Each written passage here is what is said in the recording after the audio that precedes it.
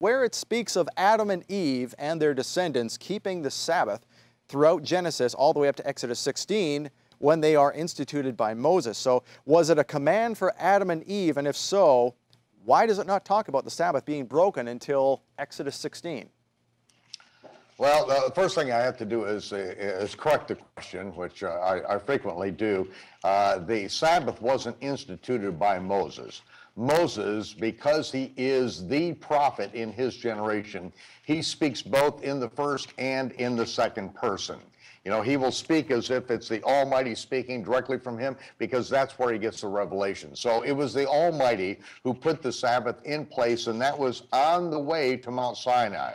And that's why it's so critical that, especially this time of year, that everyone gets the series, Lessons on the Way to Mount Sinai.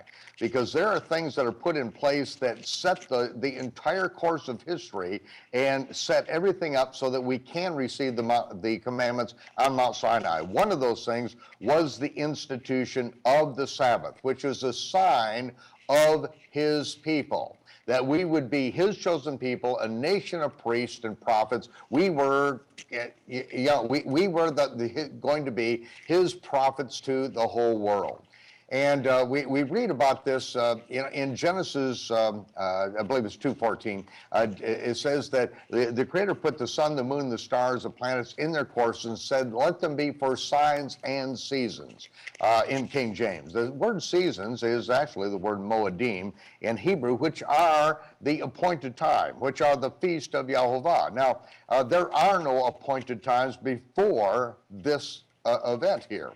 We are told before we come out of Egypt that we will keep the Passover in the future when we come into the land, and we will keep it in the month of the Aviv barley, because it was in the month that the barley was destroyed in the land of Egypt, because it was Aviv, and that is why we are to give the first fruits of the barley harvest, Yom HaBikurim, and these 7 Sabbaths leading up to the Feast of Shavuot, or the Feast of Sevens. And so even though in Genesis it says that they're for signs and for seasons, or Moedim, the feast of the Lord, the Moedim are not going to come about for more than 1,000 years after that. And so we don't have any command of Adam and Eve to keep the feast of Passover or Shavuot or Sukkot or even the Sabbath.